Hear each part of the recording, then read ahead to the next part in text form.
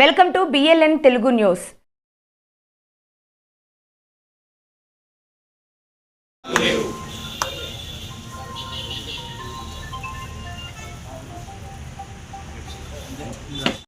దినోత్సవం సందర్భంగా దేశవ్యాప్తంగా ఈరోజు జన్మదిన కార్యక్రమాలు గ్రామాల్లో, మండలాల్లో, నియోజకవర్గ జిల్లా కేంద్రాల్లో నిర్వహించుకోవడం జరుగుతూ ఉంది. రాహుల్ గాంధీ కుటుంబానికి ఒక చరిత్ర ఉంది.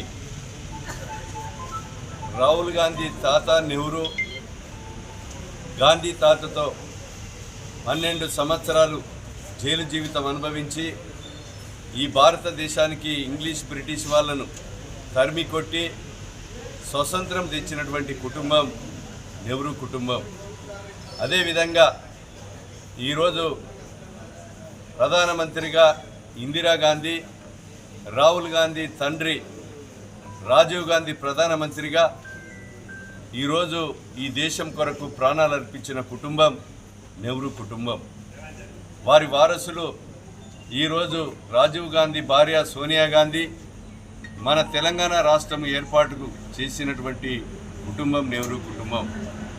ఈరోజు రాహుల్ గాంధీ గారికి ప్రధానమంత్రిగా అవకాశం 2 సార్లు వచ్చిన మన్మోహన్ సింగ్ గారికి ఇచ్చి ఈ దేశము బాగుపడాలని, భారతదేశంలో ఉన్నటువంటి పేద, బిక్కి, బడుగు, బలహీన వర్గాల ప్రజలందరూ కూడా సుఖ సంతోషాలతో ఉండాలని కోరుకునేటువంటి కుటుంబం నెహ్రూ కుటుంబం.